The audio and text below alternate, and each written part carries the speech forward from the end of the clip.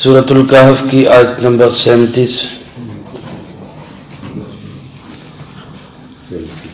الحمدللہ وکفی وسلام علی عبادہ الذین اصطفی،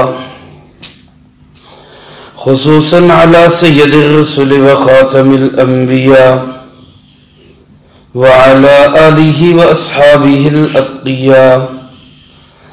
اما بعد فاعوذ باللہ من الشیطان الرجیم، بسم اللہ الرحمن الرحیم۔ قال له صاحبه وهو يحاوره أكفرت بالذي خلقك من تراب ثم من نطفة ثم سواك رجلا لكن هو الله ربي ولا أشرك بربي أحدا، ولولا إذ دخلت جنتك قلت ما شاء الله لا قوة إلا بالله إن ترني أنا أقل منك مالا وولدا فعسى ربي أن يؤتيني خيرا من جنتك ويرسل عليها حسبانا من السماء فتصبح صعيدا زلقا أو يصبح ماؤها غورا فلن تستطيع له طلبا۔ قال له صاحبه، اسے کہنے لگا اس کا وہ دیندار ساتھی، وهو يحاوره، جبکہ اس سے گفتگو کر رہا تھا، اکفرت بالذی خلقک من تراب، کیا تو انکار کر رہے اس اللہ کا جس نے تجھے پیدا کیا مٹی سے، ثم من نطفہ، پھر ایک قطرہ آب سے، ثم سواک رجلا، پھر اسی نے تجھے صحیح تندرست مرد بنایا، لیکنہ اللہ ربی، لیکن میں تو یہ کہتا ہوں کہ وہی اللہ میرا پروردگار ہے، ولا اشرک بربی احدا، اور میں اپنے رب کے ساتھ کسی کو بھی شریک نہیں ٹھہراتا، ولولا اذ دخلت جنتک، اور ایسا کیوں نہیں ہوا کہ جب تو داخل ہوا اپنے باغ میں، قلتا، تو یوں کہتا، ما شاء اللہ لا قوت الا باللہ، جو اللہ چاہے وہی ہوتا ہے، کوئی قوت نہیں مگر اللہ کے ساتھ، ان ترنی انا اقل منک مالا وولدا، اگر تو یہ دیکھ رہا ہے کہ میں کم ہوں تجھ سے مال اور اولاد میں، فعسى ربی ان یؤتینی خیرا من جنتک، ہو سکتا ہے ان قریب میرا پروردگار مجھے عطا کرے تیرے باغ سے بھی زیادہ بہتر، وَيُرْسِلَ عَلَيْهَا حُسْبَانًا، اور چھوڑ دے تیرے باغ پر کوئی آگ کا بگولا، من السماء، آسمان سے، فَتُصْبِحَ صَعِيدًا زَلَقًا، اور تو صبح اٹھے تو وہ چٹیل میدان بن چکا ہو، او یصبح ماؤها غورا، یا صبح کو تو اٹھے تو اس کا پانی گہرائی میں جا چکا ہو، فلن تستطیع له طلبا، اور تو اس کو تلاش کرنے کی بھی قدرت نہ رکھے۔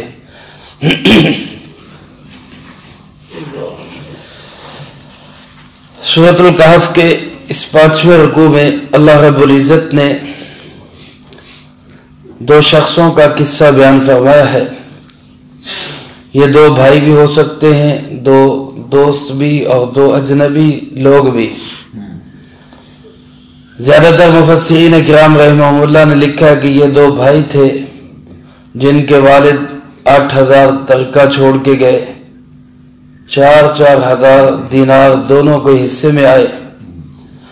ایک بھائی نے اپنے حصے کے سارے دینار اللہ کی راہ میں خرچ کر دیے، دوسرے بھائی نے اپنے حصے کے 4000 دینار سے 2 باغ خریدے، باغ بہت شاندار، بہت خوبصورت، بہت ہی زرخیز، ہر حوالے سے وہ مکمل طور پر محفوظ باغ تھے، اور ساری کی ساری آسائشیں، راحتیں اس میں موجود تھی، پانی کی فراوانی، زمین کی زرخیزی، پھلوں اور غلے اناج کا اگنا۔ لیکن یہ بھائی دین سے دور تھا، اس نے اس کو اپنی ذاتی کمائی سمجھا، اور یہ سمجھا کہ یہ میری عقل، میری سمجھ اور سب کچھ اس سے بنا ہے، اور اسی کو اس نے معیار سمجھا کہ میں اللہ کے ہاں بڑا مقبول ہوں۔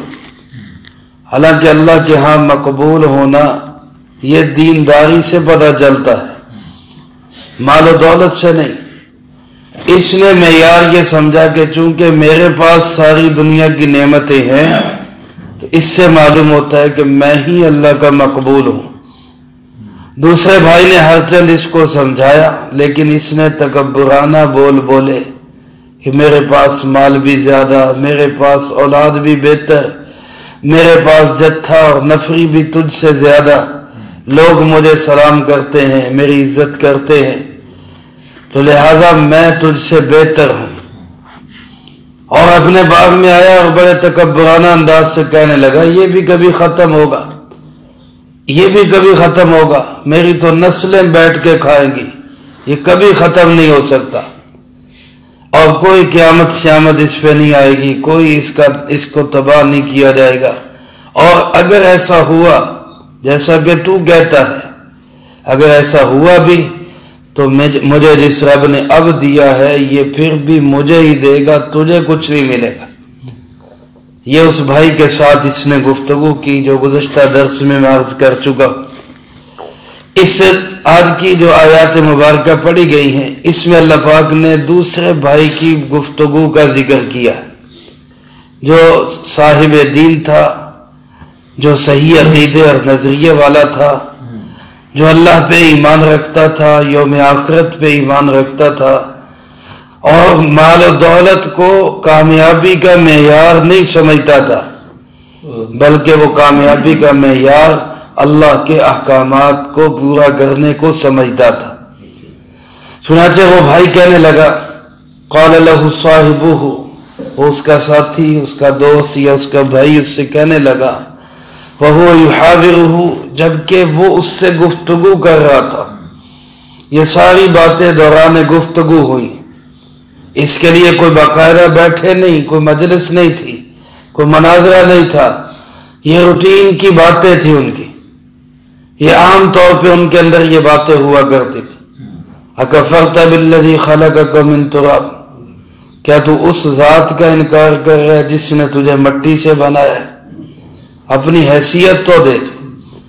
جب انسان کو ذرا سی قوت اور طاقت ملتی ہے، وہ طاقت مالی ہو یا جسمانی ہو یا اقتدار کی ہو، تو وہ سب سے پہلے خدا کو بھول جاتا ہے، اللہ کو بھول جاتا ہے۔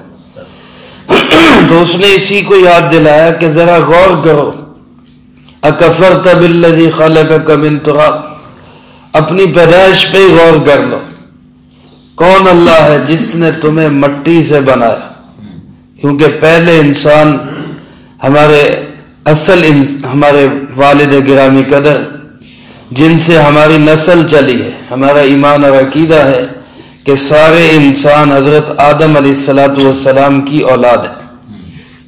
یہ غلط نظریہ ہے یورپ نے جو کسی زمانے میں دیا کہ جناب یہ بندر سے ترقی کرتے کرتے انسان بن گیا، یہ ہوں گے بندر کی اولاد، ہم تو آدم علیہ السلام کی اولاد ہیں، پہلے انسان، پہلے نبی۔ اللہ پاک نے آدم علیہ السلام کو براہ راست اپنے ہاتھ سے، اپنے دست قدرت سے مٹی سے بنایا، اس لیے ہر انسان کے متعلق یہ کہا جا سکتا ہے کہ اللہ پاک نے اس کو مٹی سے پیدا کیا۔ پھر اس کے اسباب قریبہ میں سے دوسری چیز ثم من نطفہ، پھر ایک قطرہ آب سے بنایا۔ اپنی پیدائش پہ تو غور کر، کس قدر حقیر چیز سے اللہ نے تجھے بنایا، من ماء مہین، جو خود بھی ناپاک، کپڑوں پہ لگے کپڑے ناپاک، جسم پہ لگے جسم ناپاک، غسل کرنا ضروری ہو جائے اس کے اخراج پہ، اس قطرے آب سے اللہ نے تجھے بنایا۔ اپنی حقیقت پہ غور کر تو تجھے پتا چلے تیری حیثیت کیا ہے۔ تو کس رب کے سامنے متھا اکڑاتا ہے اور سینہ اکڑاتا ہے، اس رب کے سامنے تیری حیثیت کیا ہے۔ ایک قطرے آب سے تیری تخلیق ہوئی، ثم سواک رجلا، پھر اس نے تجھے برابر مرد بنایا، خوبصورت جری جوان مرد۔ سواک، تیرے تمام اعضاء کو اس نے معتدل بنایا، ہر عضو بہترین جگہ پر فٹ کیا۔ آنکھیں جہاں پہ ہونی چاہیے تھی اس سے بہتر جگہ کوئی ہو ہی نہیں سکتی۔ سب سے خوبصورت ڈیزائن اللہ نے تمام مخلوقات میں سب سے خوبصورت نقشہ اس انسان کا بنایا۔ لَقَدْ خَلَقْنَا الْإِنسَانَ فِي أَحْسَنِ تَقْوِيمٍ، اللہ فرماتے ہیں ہم نے انسان کو سب سے خوبصورت سانچے کے اندر ڈالا ہے۔ تو تو اپنی پیدائش پہ غور کر، اللہ نے تجھے کیسے بنایا، کس طرح اللہ نے تجھے طاقت دی، کس اللہ نے تیرے اندر ہمت رکھی۔ یہ سب کچھ اسی اللہ کا دیا ہوا، تو اسی کو بھول رہا ہے، اسی کو بھول رہا ہے۔ لیکن اگر تیرا یہ عقیدہ ہے لَكِنَّهُ اللَّهُ رَبِّي، یہ لیکن اصل میں لیکن انا اقول اس کا مخفف ہے، لَكِنَّهُ اللَّهُ رَبِّي، لیکن میں تو یہی کہتا ہوں، میرا عقیدہ نظریہ تو یہی ہے کہ هو اللہ ربی، وہی اللہ میرا پروردگار ہے، وہی اللہ مجھے پالنے والا ہے، وہی اللہ میری ضرورتوں کو پورا کرنے والا ہے، میرے سارے مسئلوں کو حل کرنے والا صرف اور صرف کون ہے؟ وہ اللہ ہے۔ لا اشرک بربی احدا، اور میں اپنے رب کے ساتھ کسی کو بھی شریک نہیں کر سکتا۔ میرا عقیدہ نظریہ یہ ہے، کوئی اس کا ساجی اور شریک نہیں، کوئی نبی، کوئی ولی، کوئی غوث، کوئی کتب، کوئی ابدال، کوئی جن، کوئی فرشتہ، کوئی بھی اللہ کا ساجی اور شریک نہیں، وہ اکیلا ہے، وحدہ لا شریک ہے۔ یہ میرا عقیدہ اور نظریہ ہے۔ میرے بھائیو اب اندازہ کریں کہ دونوں بھائیوں کے عقیدے اور نظریے میں کس قدر فرق ہے۔ وہ اپنا سب کچھ اپنے آپ کو سمجھ رہا ہے، اپنے باغ کو سمجھ رہا ہے اور اپنے مال و دولت کو سمجھ رہا ہے، میرا سب کچھ یہی ہے۔ اور یہ صحیح عقیدے اور نظریے والا اپنا سب کچھ کس کو سمجھ رہا ہے؟ اپنے رب کو، اللہ کو سمجھ رہا ہے، میرا سب کچھ میرا اللہ ہے۔ اب ان کا دونوں کا کہاں مقابلہ ہو سکتا؟ اب یہ اس سے مقابلہ کر رہا ہے، اس سے پنگا لے رہا ہے۔ پھر اس نے اس کو نصیحت کی، کہنے لگا جب تو باغ میں داخل ہوا، مجھے لے کر آیا، تیری زبان پہ یہ جملہ کیوں نہیں آیا ما شاء اللہ لا قوت الا باللہ؟ تو نے اس کو اللہ کے سپرد کیوں نہیں کیا؟ یہ جملہ تیری زبان پہ کیوں نہیں آیا؟ ولولا اذ دخلت جنتک، جب تو اپنے باغ میں داخل ہوا کیوں ایسا نہیں ہوا کہ تو یوں کہتا ما شاء اللہ، جو اللہ چاہے وہی ہوتا ہے، خیر ہو شر ہو پوری کائنات میں اچھا یا برا جو ہو رہا ہے سب کرنے والا کون ہے؟ اور لا قوت الا باللہ، اس کے سوا کسی کو کوئی طاقت نہیں ہے، اس کے سوا کسی کی کوئی پاور نہیں ہے، سب طاقتیں سب قوتیں اس کی مٹھی کے اندر ہیں۔ وہ ایٹم ہو، وہ انسان کی طاقت ہو، وہ جہازوں کی طاقت ہو، وہ جانوروں کی طاقت ہو، وہ جنات اور فرشتوں کی طاقت ہو، ساری طاقتیں کس کی مٹھی میں ہیں؟ میرے اللہ کی مٹھی میں۔ لا قوت الا باللہ، کوئی قوت نہیں سوائے اللہ۔ یہ میرے دوستو یہ کلمہ جو ہے لا حول ولا قوت الا باللہ، یہ فرمایا کہ عرش کے خزانوں میں سے ایک خاص خزانہ ہے۔ اور جناب نبی پاک صلی اللہ علیہ وسلم نے ارشاد فرمایا کہ سینکڑوں غموں سے نجات کا ذریعہ لا حول ولا قوت الا باللہ کا پڑھنا ہے۔ اور ان میں فرمایا سب سے کم ترین جو چیز ہے وہ غم سے نجات ہے، فکر اور پریشانی سے نجات ہے۔ ٹینشن جو آج ہمارا سب کا مسئلہ بنا ہوا ہے، ڈپریشن جس کا ہر آدمی شریک ہے، ہر آدمی شکار ہے جس کا، جی مجھے ڈپریشن ہے۔ اب اس ڈپریشن کی سب سے بڑی وجہ اللہ کی ذات پہ اعتماد نہ ہونا، کہ انسان یہ سمجھتا ہے میں خود کچھ کر سکتا ہوں، پھر ہو کیوں نہیں رہا؟ میں خود کچھ کر سکتا ہوں، مجھ سے ہو کیوں نہیں رہا؟ میرے ارادے غلط کیوں ہو رہے ہیں؟ میں ایک منصوبہ بناتا ہوں، وہ پائے تکمیل کو کیوں نہیں پہنچتا؟ بس ٹینشن لے لیتا ہے۔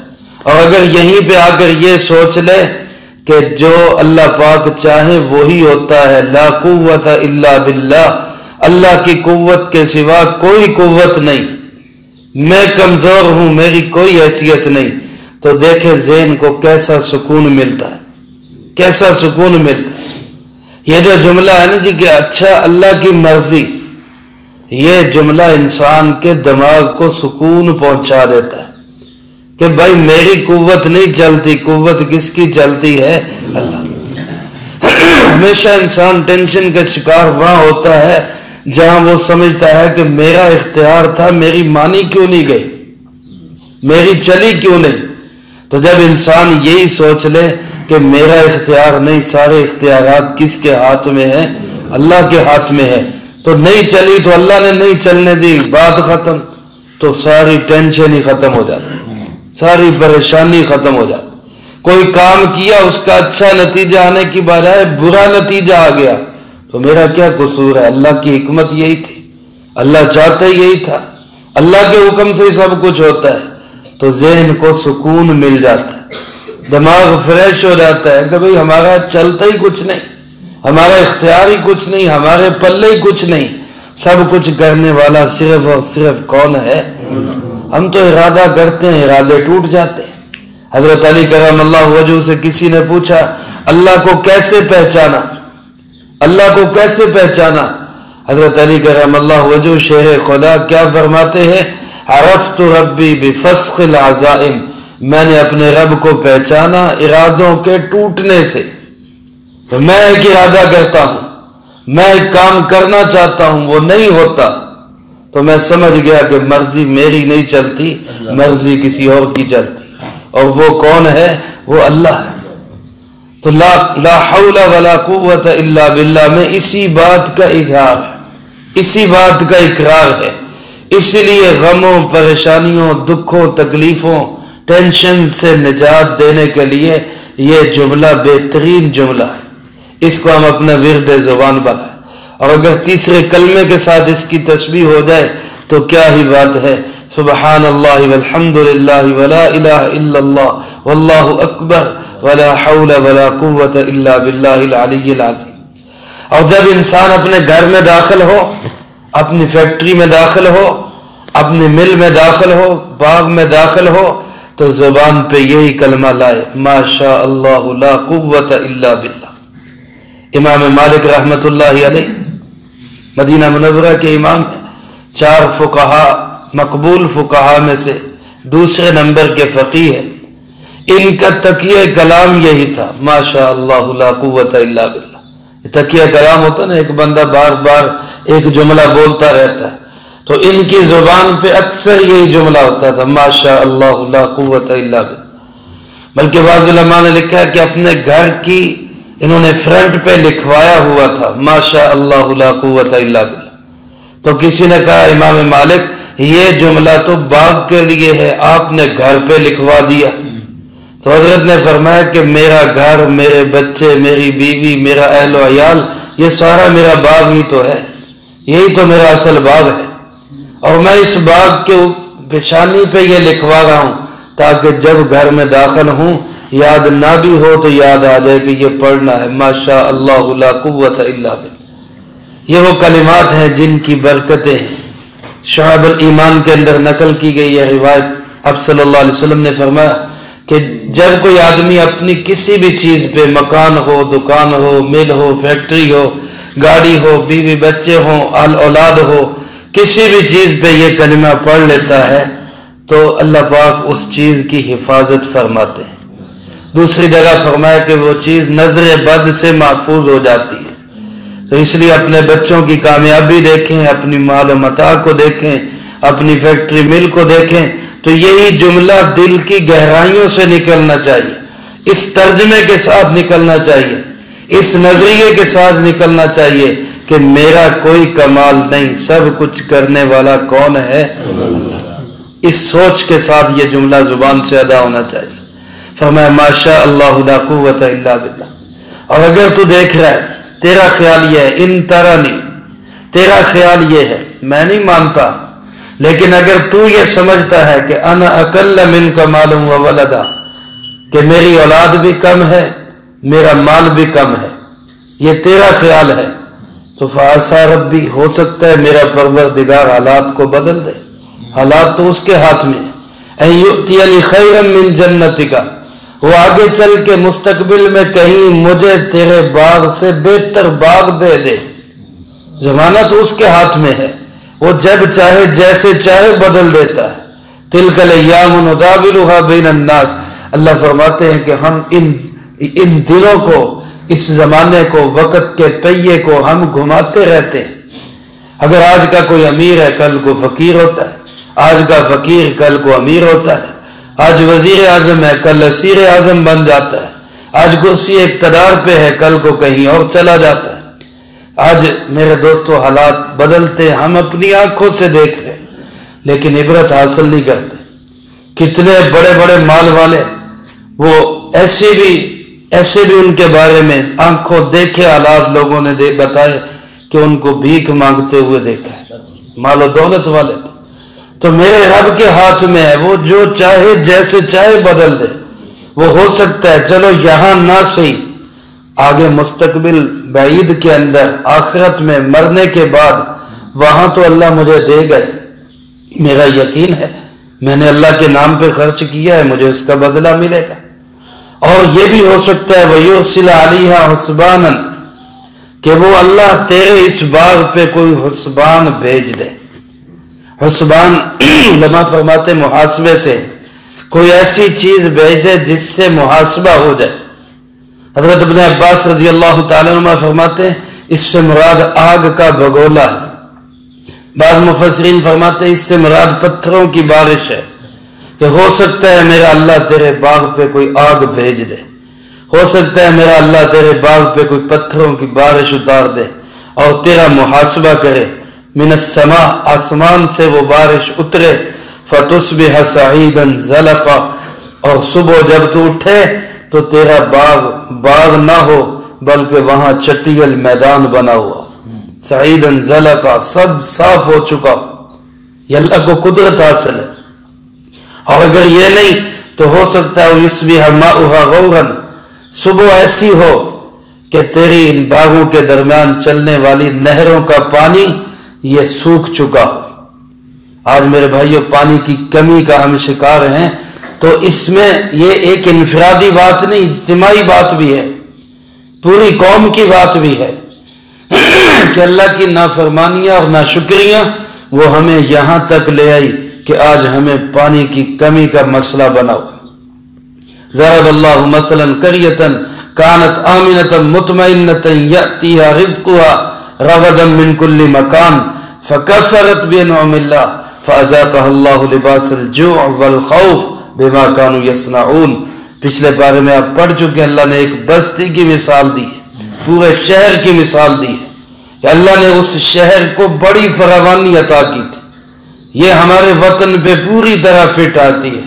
اللہ نے مال و دولت اور ہر اعتبار سے، زرخیزی کے اعتبار سے، معدنیات کے اعتبار سے اس خطے کو مالا مال عطا کیا تھا، ایک بہترین خطہ ہمیں عطا کیا، لیکن کیا فرمایا فکفرت بنعم اللہ، اس خطے والوں نے اللہ کی نعمتوں کی ناشکری کی، فکفرت بنعم اللہ فاذاقها اللہ لباس الجوع والخوف، اللہ نے ان کو بھوک اور خوف کا لباس چڑھا دیا، اس پہ بھوک اور خوف کا لباس ان کو پہنا دیا۔ یہ جو حالات بنتے ہیں یہ ہماری بدعملیوں کا نتیجہ ہے، اللہ کی ناشکریوں کا نتیجہ ہے، اپنے آپ کو کچھ سمجھنے کا نتیجہ ہے، حالانکہ ہمیں تو سمجھنا چاہیے تھا کہ ہمارا سب کچھ کون ہے؟ وہ اللہ ہے۔ فرمایا صبح تم اٹھو تمہاری نہروں کا پانی گہرائی میں جا چکا ہو، یصبح ماؤها غورا، سوکھ چکا ہو پانی، فلن تستطیع له طلبا، اور تمہارے اندر اس کو تلاش کرنے کی ہمت اور طاقت بھی نہ ہو، کوئی سبب بھی نظر نہ آئے کہ پانی کیسے ملے۔ چنانچہ پھر اس کے ساتھ ہوا کیا، اس کا انجام کیا ہوا، اس کا تذکرہ اللہ پاک نے اگلی آیات میں کیا ہے، وہ انشاءاللہ اگلی فرصت میں آئے گا۔ اللہ پاک سے دعا ہے اللہ مجھے آپ کو سب کو قرآن و سنت کی صحیح سمجھ نصیب فرمائے، جو کہا سنا اس کو زندگی میں لا کے دوسروں تک پہنچانے کی توفیق عطا فرمائے۔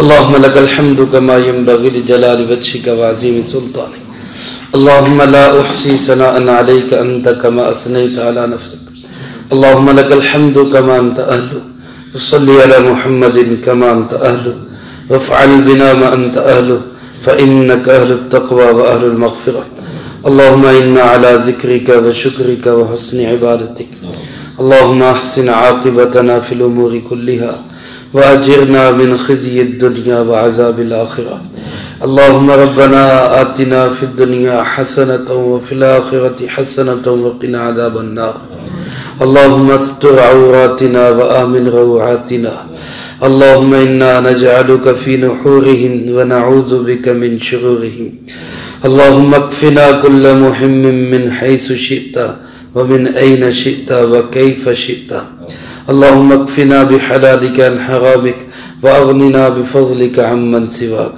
اللهم ربنا تقبل منا إنك أنت السميع العليم وتب علينا إنك أنت التواب الرحيم، وصلى الله على النبي الكريم وعلى آله وأصحابه أجمعين برحمتك۔